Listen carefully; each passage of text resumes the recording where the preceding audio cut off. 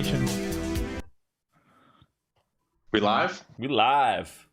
All right, welcome to Around the Metaverse, our weekly show where we bring together the best content creators from the blockchain and NFT gaming community to talk about the recent news and give you our thoughts on the industry. My name's Adam, and I'll be your host today. And I'm joined by our usual cast of characters. You might remember him from last week. We got Zueljin from Zueljin Gaming, Jake from On-Chain Gaming. We got Cagyjan, and then last but certainly not least, CryptoStache, the man himself. And you know, we got a jam-packed show for you guys today, so we're going to jump right in. But before we do that, if you're watching, go ahead and smash that like button. That just goes to show the YouTube algorithm that, you know, you guys like what we're bringing you, and you know, you want to see more of it, and that you love blockchain and NFT gaming. So got a couple topics. Oh, we got a couple topics to go over today, as you see at the bottom. The first being decentralized versus centralized, and this is a little bit of a speculator right here, but we've seen a lot of different blockchain games come out recently, some of which have kind of been more DAO focused and community driven, others that are kind of more focused around a centralized game studio. I'm going to cite Light Night, for example, as one that's kind of made by Satoshi Games. You know, it is run more or less on the Bitcoin Lightning Network, and it doesn't really have a lot of I guess community sway on how the game works and how the Lightning Network is incorporated into the game. And in contrast to that, we have something like Illuvium, where, you know, the entire game is built on, you know, the concept that the DAO is going to kind of take control of it and kind of guide the game in the direction that it's going to go once it's up and running. So my question to you guys is, do you think that we're going to see better quality games come from studios that are more centralized, or do you think it's better when like the game project focuses on the community and maybe sets up a DAO to let people run? Jake, what are your thoughts on that? Okay, the most important thing, I think, whether or not it's starting centralized and then going decentralized, or whether it's like starting decentralized, or if it's planning on staying centralized the whole time, the most important thing is that the team is committed and has the ability to actually carry out their vision. And I think the team is the most important thing. But then after that, obviously, if it's a team that wants to create something beautiful and then give it to the community, like I feel like that's the best thing. Now, if a project starts decentralized, it's really difficult. I think projects need to start centralized. You need to have people with the power to make the decisions and actually create their vision. And once the vision is created, I think that's when we can have a discussion about decentralization. Starting something as a DAO, it just seems really difficult to me. Yeah, there's just almost too many cooks in the kitchen. How do you make something compelling? How do you really bring a single person's vision to fruition and make a beautiful game?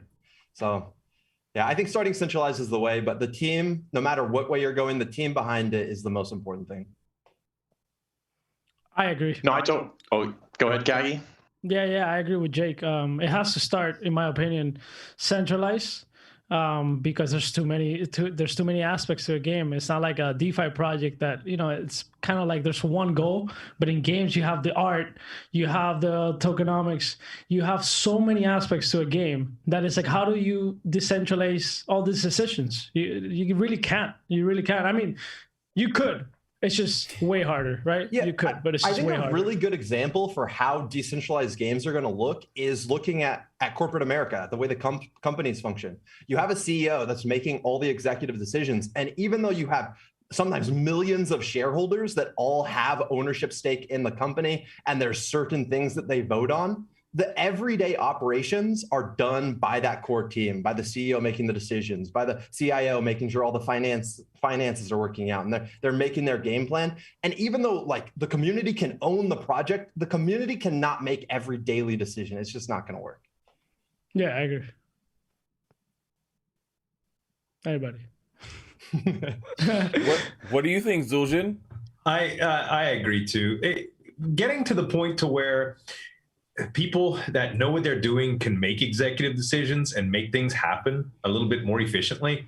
I think as creators, we've all talked to developers about projects before.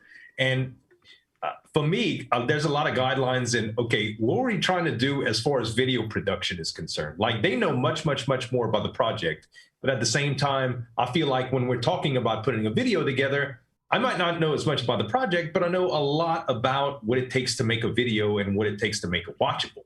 You know, sometimes it has to do with entertainment. And a lot of these guys that are good with code are just not the most, you know, camera blessed people. They don't have these abilities to just make people love it. Not that this face can earn that kind of money or anything, but you know what I mean. This like face does. some This people, face. some people are good. Yeah, Stache has that face. The mustache, But, like, the money. it comes down to like what you're good at, you know, and a bunch of people that want different things in a game feature. Like we all have the things that we love about games. If we tried to focus energy on getting those things done, that's selfish, right? And if there's enough people that's rallied together, you could probably make some things that'll break an economy just because you like them, you know? That's true. No, and I mean, that's a good point you guys all bring up. You know, we're always trying to, I think the best course of action is always to move towards as much decentralization as you possibly can. Now, that's incredibly hard to do from the get-go for sure. But I also think that, you know, we're in a very early stage of finding out what works with these game economies and what works within gaming and how it changes that paradigm. As much as I understand, you know, the analogy that Jake made about, corporate America, blah, blah, you have your stakeholders and they want to see certain things done and they have some sort of voting rights. Then you have a kind of core team who's really making the day-to-day.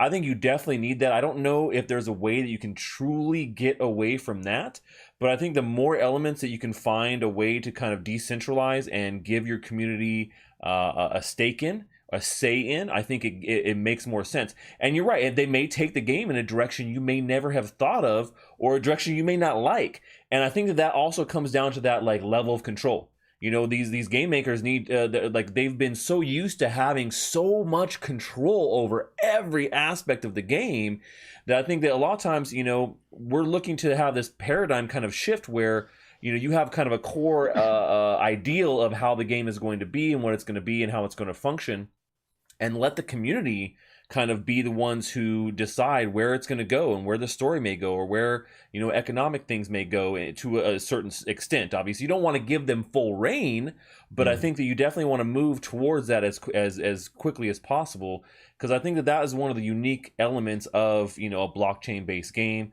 or a game that has decentral elements. You know, if you can't get there, then screw it, man. Why not? Why just, you know, just have a fully centralized game? And who cares about NFTs? Who cares about blockchain or the things being provably rare? What are we doing any of this for? Yeah, exactly. What are we doing any of this for if you can't get there? What really well, so yeah, that's something that I would agree with you on too. And I think like one thing that I'm kind of worried about is, you know, and we're already seeing that blockchain and NFT gaming is taking off and kind of attracting some of the mainstream attention from, you know, some of the big game developers out there today. Do you think that like they're going to have a really tough time kind of letting go of their IP, like tokenizing their IP and really giving the community, you know, true ownership over it, and even maybe the ability to kind of have some kind of sway on the game? Like, I kind of think that they're going to have a tough time with that. Yeah.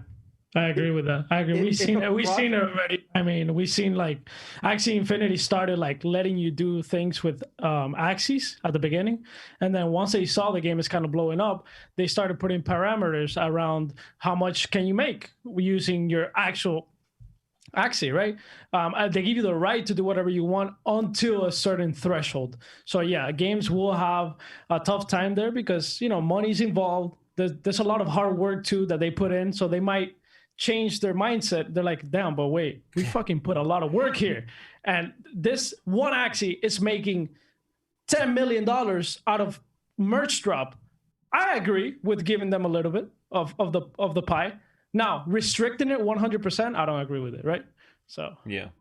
I think the important thing is that the plan is in place even from the beginning to eventually decentralize. And if the tokenomics are set up in the right way, like Star Atlas, for example, it is set up very centralized at the beginning, but it's already in the roadmap from day one how it's going to eventually reach the point of decentralization. And to your point of whether or not these companies are going to want to give up a game after it becomes successful, it's like if it wasn't a part of their initial plan, then of course not. After it blows up and they're making hella money, Sure. they're not gonna give it up at that point. But if it's already part of the roadmap, it's like baked into the token itself, and they've made it clear that they want the people that care most about this game to also have ownership share of the game, like Axie wants to do. Like, I trust those projects will eventually give more and more ownership to the players of the game because it's baked into the core of the project itself. Yeah, I was gonna say that. I think ahead. that's super important. There's a difference between having it there at the start where it's well thought out, thinking long term, and then like fumbling through it, like things are happening and things are changing. You don't know what to do, and you're trying to change, and then it changes things. And we've seen that with Axie Infinity here recently. With their change here with season 18, and they've cut rewards in half. They're trying to find some way to mitigate some of these problems. And this is what we expect though early on. But as the space matures, I think that we'll see more and more projects come out that have it already nailed down from the beginning because of projects like Axie Infinity who have paved the way. They threw it down and they did the hard work, man. They're laying that track down and being able to let other people learn from their mistakes.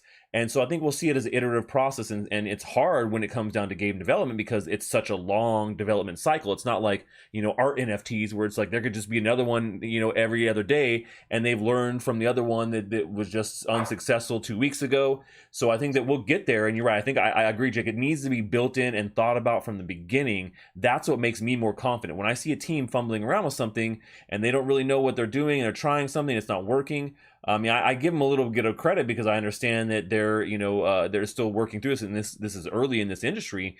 But we need to get past that if we're going to really survive and be successful. Well, yeah. To add to that, Axie Infinity has said it many times.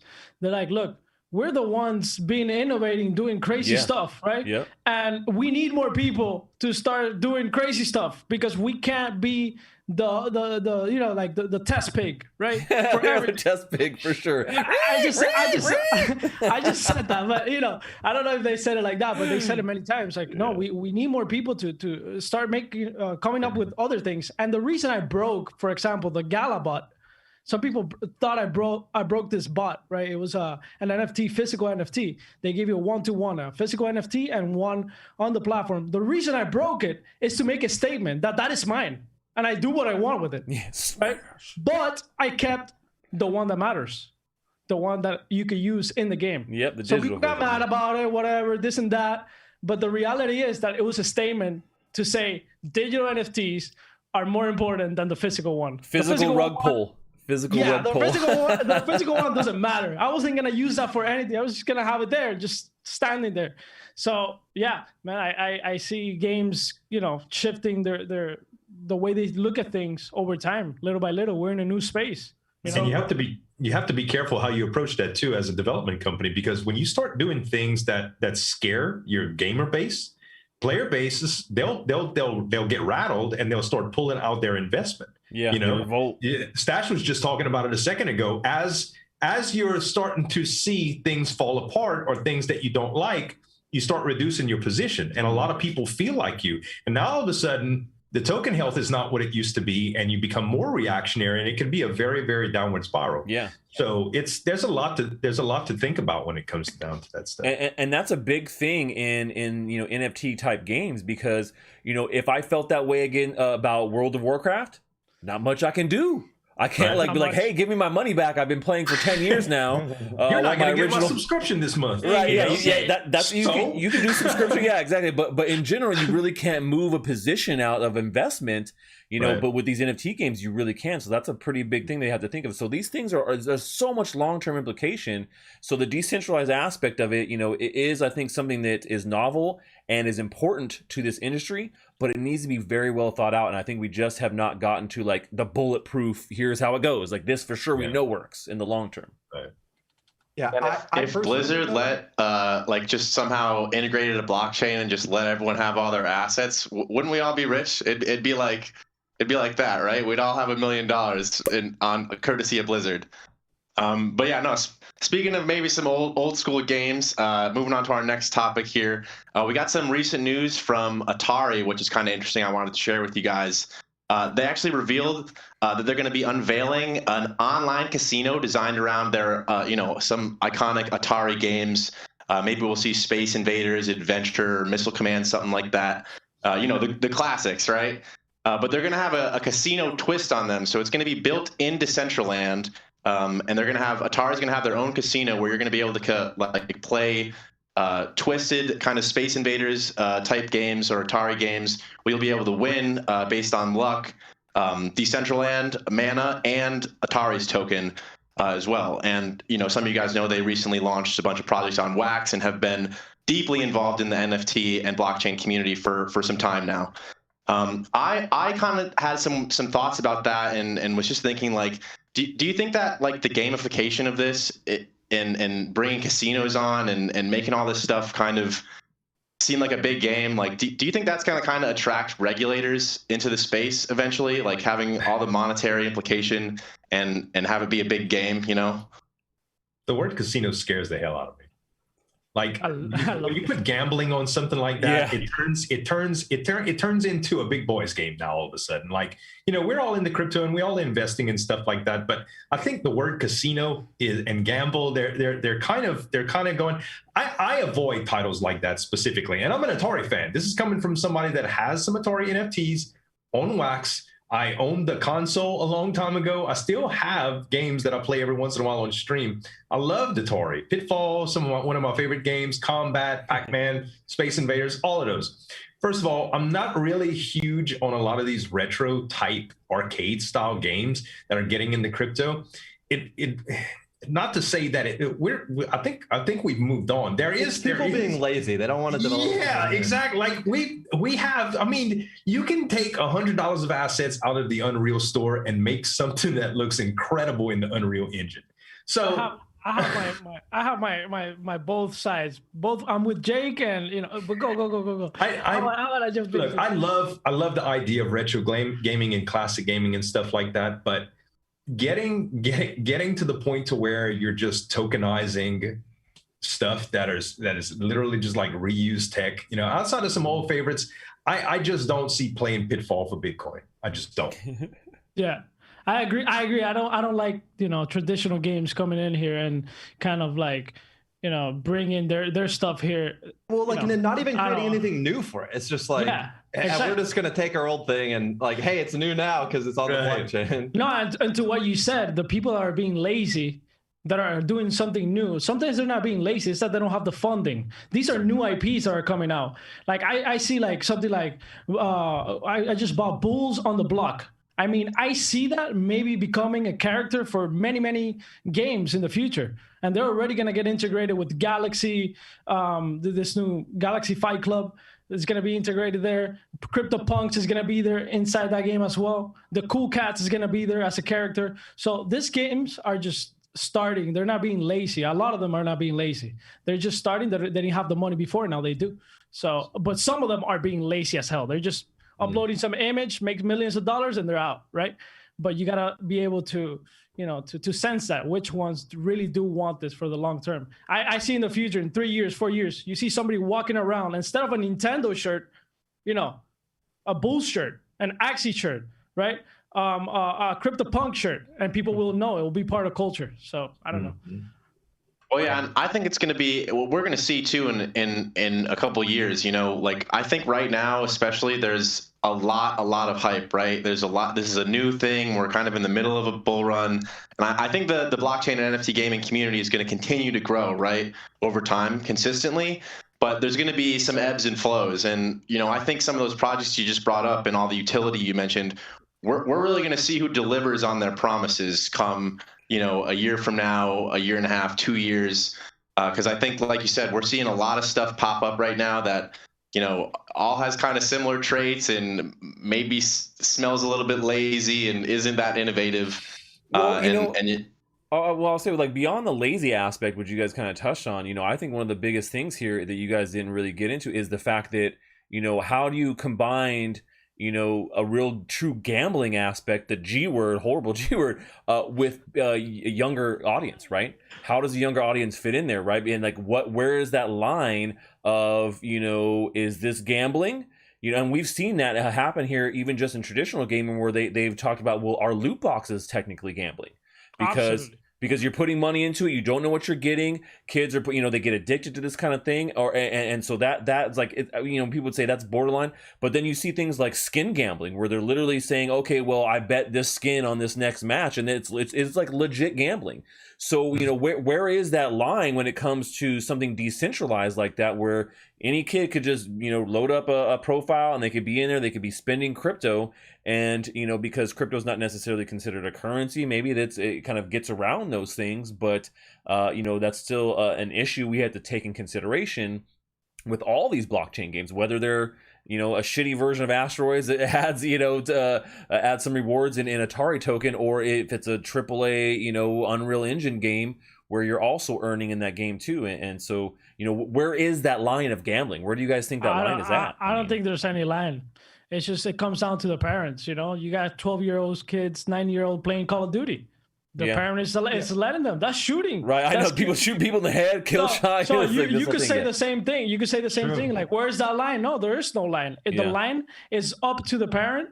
And unfortunately, if the parent is not paying attention, if they don't want to control that, then the kid might just go into a gambling addiction or a shooting people addiction online, and they're aggressive. Aggressive. What if the parents are actually utilizing them too? Think about it, Cagy. If you were my son, and I knew you were good at a game, and you can make money with it. Dude, or you can make $100 a day playing Axie Infinity. Go get them son of a gun, bro. Get them. Pull them out of school. Pull them out of school and slap them on the blockchain games. Homeschooled in the metaverse. Homeschooled in the metaverse. I like that. Yeah. I think, guys, the core issue with casino in my mind is that casinos never pay out as much as goes in. So it's a losing game. Anytime you're in a casino, you are guaranteed to lose. Like, house wins.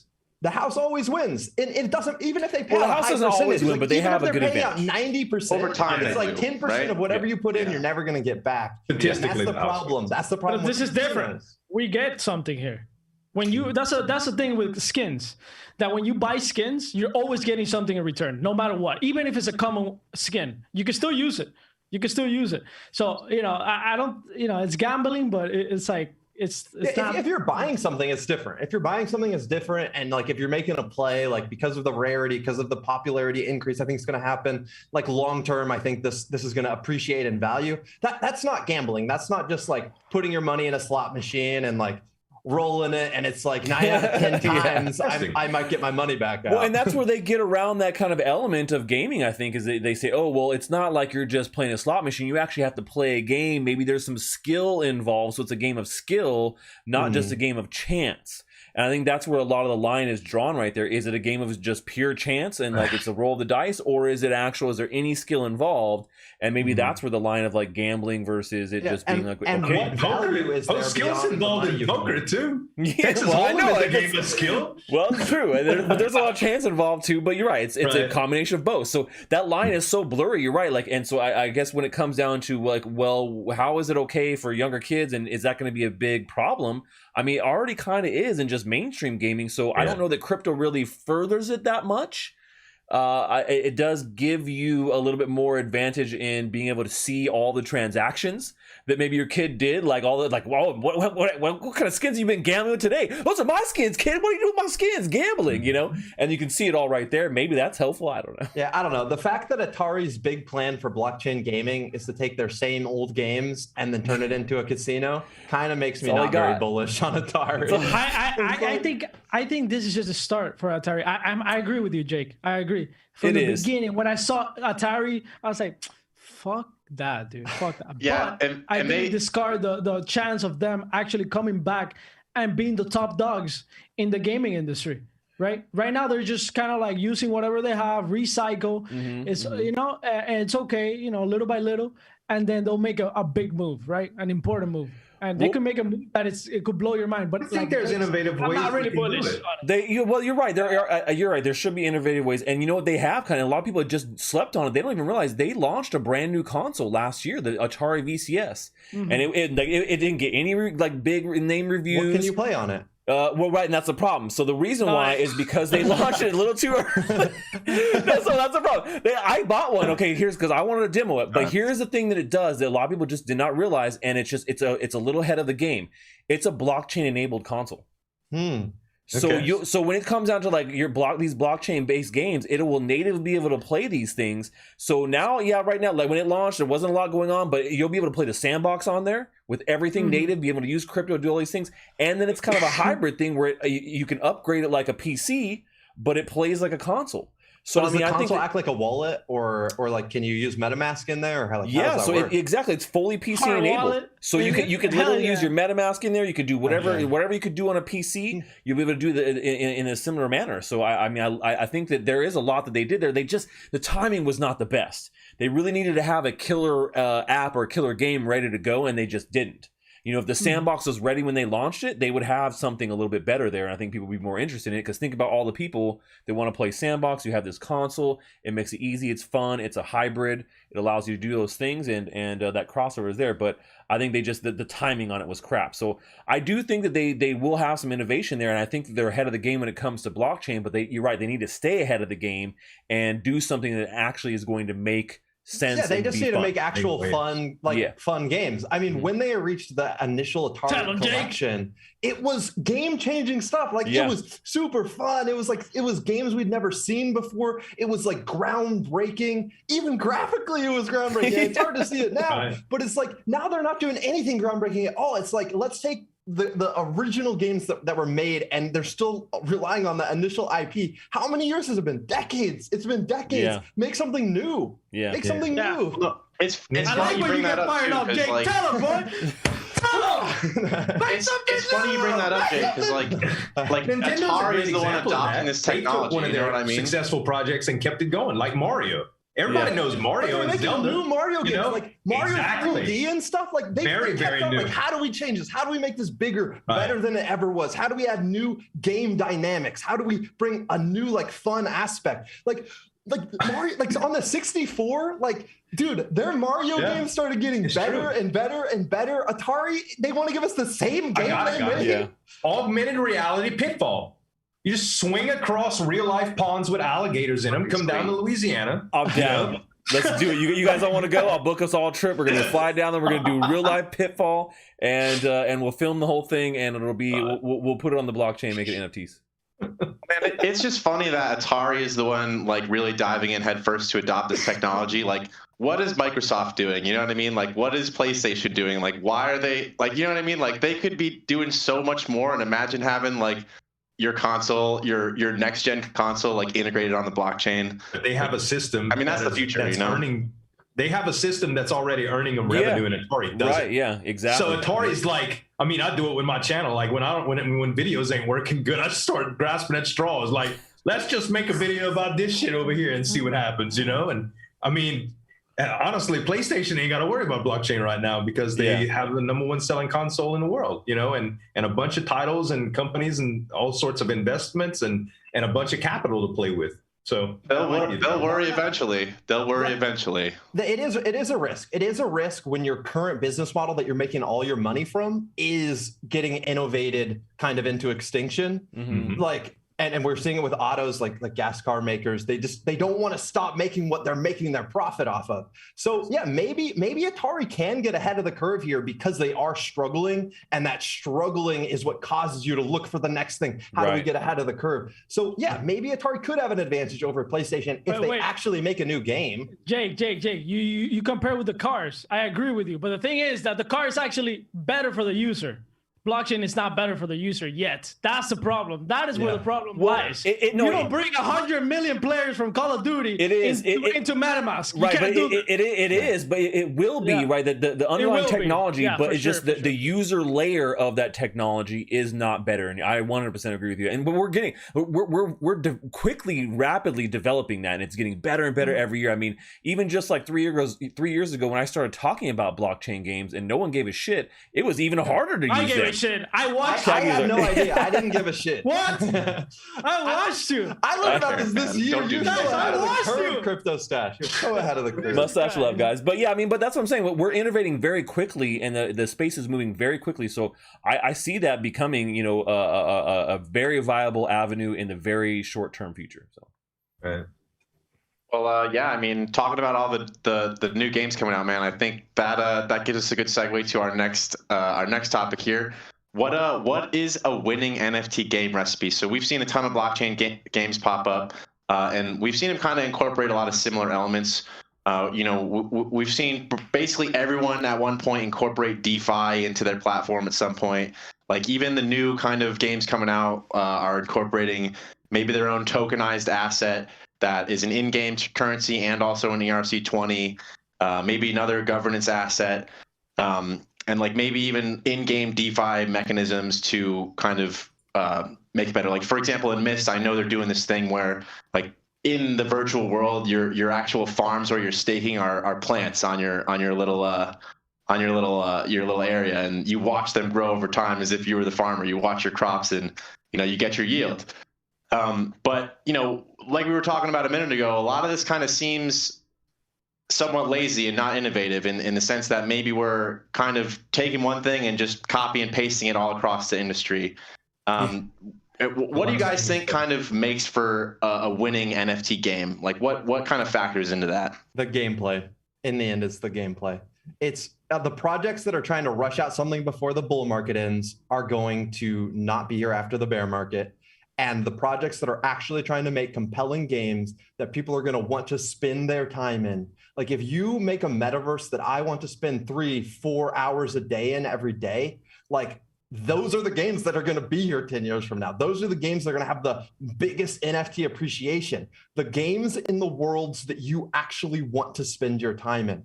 And there's so many of these projects. I was like, I would never play this. Like I would never play this. Even if I still don't want to play it when I can earn money playing it, it's not going to make it. Right. I agree with that. Wait, because I think a lot of people play the game so consistently today just because of the monetary aspect of it. Like, do you think when are we going to get to a point where it becomes more important for the game itself than the high level, the monetary reward? It's actually fun. You get to outthink your opponents. It's like you can see all their cards, they see all your cards. It's just a mind game. It's a mind game, exactly. And it is it's intensive, especially at high levels. It's nerve-wracking. And like there's people who would play Axie if you didn't earn anything. Absolutely. It wouldn't have players. It wouldn't have as many players. I mean, it wouldn't have as many players. There are people playing it, but if you could not play and earn that game, I mean, over 60% of their players are Philippines-based, and they're doing it because they can earn more money than they can in a regular job, which makes total sense. And I love that aspect. I agree. That's cool too. And they end up liking it too. Right. Through the process. I mean, well, right. Sure. Of course. Yeah. But I agree with Stache. They don't initially go into it because there's not 1 million people that love card games. Card games are a niche within the traditional market. It's true. There's no way that now because of blockchain, now everybody likes card games. No, it's because there's an incentive. So it's a game of incentives versus how fun it is. It's a balance between those two. But I think fun and a little bit less incentives will win over time, like Jake said. Like fun, absolute fun will probably win over time versus a game that gives you more, but it's less fun. Yeah, exactly. You said it too, Cagy. I mean, those card games are niche. Like the most successful card game in the world right now is probably Magic the Gathering, maybe Hearthstone. Both of those categories on live content like Twitch, they're not performing like bigger titles. Like GTA is still bigger than them. It will always be. League of Legends is always bigger than them. And they have esports attached to them too, which makes big crowds. There's big tournaments with big prizes. There's rare cards from back in the day that are worth thousands and thousands of bucks. Like they have all the winning things. It's still this niche though. It's a card game. Yeah. I mean, I think for, a real winning recipe for an NFT game, what we've seen works well is, it needs to be fun. Obviously, that's the number one of any game. But having really good incentives that make sense in a long-term way is huge. And that's one of the big aspects that crypto brings. But also some of the things we've seen that have been very successful is, having assets that are speculative, right? So you look at all these virtual land games, and I mean, think about having a VR world with virtual land where it's super interactive VR, when VR is this, amazing, Ready Player One tech, not the bulky kind of giant headset on your face tech. I mean, that right there is going to be a winning combination where you're actually in this VR world all the time because you can earn so much just like you would, and you're doing real actual jobs. Yeah. Jake, quit looking at my hate. Don't be. Oh, all right. Come on, man. I'm gonna out of this. We're also all right. Get in the stream inside the stream. I think inside the stream on the Oculus Rift on land and stuff is because at first people were like NFTs, they're rare. There's not very many of them, and then it started getting much easier to create NFTs. When you could mint them on OpenSea, you could mint them on all these different blockchains and stuff. So people started to realize, okay, maybe NFTs aren't actually that rare now, even though they're still unique. So they're like, land is the rare thing. But people are going to soon realize, guess what? You can have an infinite number of companies that create land for their game, and land is not going to be that unique either. When it comes down to it, the thing that's going to matter, within the game, the thing that's going to matter is how fun the game is and how many players want to spend time in that game, because that is what's going to make land valuable when there's millions of people that are in that game that has that land. And it's still the community and the gameplay that's the most important thing. Well, Absolutely. But you also got to think about when all these games are connected, then is it really going to make much of a difference? So you got to think about that fully connected metaverse. So yeah, you've bought land in this one game, and maybe it's not the most popular land, but that's your home base, and you love what's going on there. And then, but you can easily and fluidly go from other land metaverse to other land metaverse and do things across all those things. So like the fact that maybe it's not the most popular, most fun, it vibes with you, and that gives it value, and I think in the long term too. I think what Jake is getting at here, which I agree, and I agree with you, Stache. It's going to be all interconnected. Some of them are not going to be interconnected like Axie. They already decided that it's going to be a vertical metaverse within their own thing. So you're going to take your Axies to different games within the Axie universe, just like, Pokemon has thousands of, Pokemon games, and Mario has many Marios, right? So right. You imagine taking your Mario, whatever. But to Jake's point is that you should pay for land that is worth what it's supposed to be worth. So if it's a smaller community, like why are we paying 10 ETH? Yeah, right? Well, that's true. You know what I'm saying? Yeah, for sure. So you're paying 10 ETH. I'm not paying 10 ETH. Yeah. You get what I'm saying? Like, I would never pay in Decentraland that amount of money. It just doesn't have it doesn't have the user base. It doesn't have the quality. It doesn't have many things. The idea is worth maybe 10 ETH, 20 ETH for land, but not the actual execution of it for me to buy a 20 ETH land. No fucking way. So yeah, I agree with Jake in that sense. Like, you got to be careful. Like, how much you're paying, how much value you're getting. You're right, and that's what I'm saying. And that's what I kind of just meant about, having a value when there is that connection to other games. You'll be able to move it, and whereas right now that is not a popular thing for games to think about. Axie doesn't want to do it, but it's what the users will want eventually. They've seen that idea, they've seen it in the movies, they've read the books, they understand that is really what we want as a gamer. And that's what I wanted as a gamer. Yeah, man, I want to be able to do all these things and it just be all interconnected and fluid and work together and be amazing and have my avatar with all the things.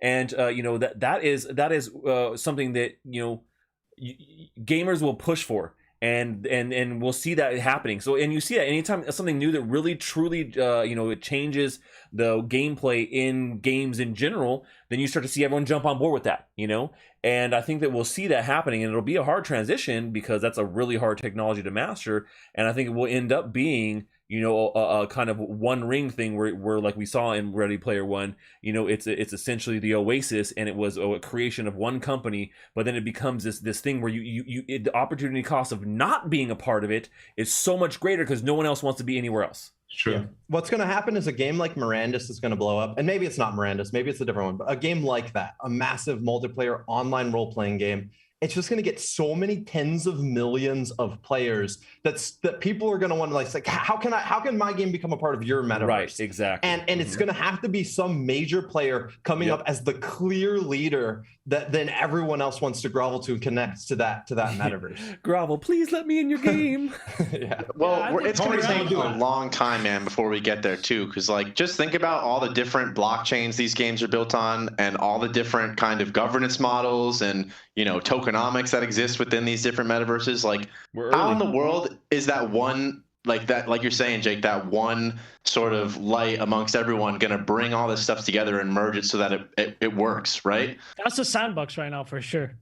They're ahead of the game. Yeah, they've done a great job of incorporating a bunch of brands. To be honest, I used to not like the idea that there's so many companies because you're gonna have ones that are really, really good, and then you got this land that is a piece of shit next to you that hasn't built anything. It's a dump, right? literally. Yeah, so I don't want that to be the case. Subprime mortgages for that stuff, man. Sandbox has been forging relationships left and fucking right. So I take my hat off to them. At the beginning, I didn't like it, but I'm keeping my land. It's next to Atari, and it's a little. And hopefully they innovate and do something cool. Yeah. I also have land next to Atari too. I'm hoping. I should. But are we? I think we might be running out of time here. So I got one last quick lightning round question for you guys. What is the game that you've spent the most time that you think in your life playing? So if you had to count up all the hours that you've played games, which game has taken the most time away from your life? Zueljin, go. Minecraft. Call of Duty. League of Legends, easy, hands down. League of Legends. All right, wait, hold on. What's your summoner? What lane? I play mid and bot mostly. Okay, all right. But yeah, run down mid. I played. I had like 4 or 5 seasons where I was like high diamond, and it was like I was no lifing it. All right. What about you, Cagyjan? I tried to become a professional player. I did have a salary for a little bit playing League, but we failed to make it to the LCS, and then we lost our sponsors, and that was the end of League for me. Damn. At least you tried it. That's important. Yeah, I've been striving to play video games for a living since I was 14 and started making my first Call of Duty videos on YouTube. It's like I want to do what I want and make money doing it. You're such a nerd, dude. Helen. I mean, honestly, at the core of us in crypto, like that's what most of us want anyway. You know what I mean? Yeah. I love watching League too. LCS is great. I'll watch it on the weekends. Stache, what about you, man? You probably have like a repertoire of games that you love. And Zueljin too. But I do, man. And I'll say you guys are old. Right? I will tell you, man. The game that I've spent. It's probably a toss up between 2 games. So either it was the original Ultima Online, or it was one of the ones I was playing, which is like the spiritual successor to that game, which is called Shroud of the Avatar. Dude, I probably spent 7,000 hours in that game recently. Shroud of the Avatar, dude. I mean, it's one of those sandbox RPG games that no one's heard of, right? But it's got this crazy small cult following, and like I played it. Yeah, online. I used to hang out with Lord British, aka Richard Garriott, who is an amazing innovator in the space, and he's done tons of things. Creator of some of these early amazing games, Ultima games, right? And so I mean, Ultima Online or probably Shroud of the Avatar, the ones I spent the most in for sure, thousands of hours. I played UO 15 years on and off. Yeah, so that's great. Get you. Yep, and when I started creating. And see, that's one of those things we talked about where it's, it's the gameplay, man. The graphics sucked after a while, and there's lots better options, but the gameplay and the community kept people coming back. So, yeah. So community matters a lot. Mm-hmm. It's true. It's true. Yep. All right, that's the one takeaway for the end of the show. If anything if there's anything that matters, it's community. Yeah. But so don't forget to go ahead and check out all of our guests' content linked in the description below. And don't forget to go ahead and subscribe and come back every Monday for Around the Metaverse. We're going to be doing this and, going over all the recent news and giving you guys everything you need to know to make your way around the Metaverse. That's it. We out. Take it easy, guys. Peace. Jake, you tried, bro.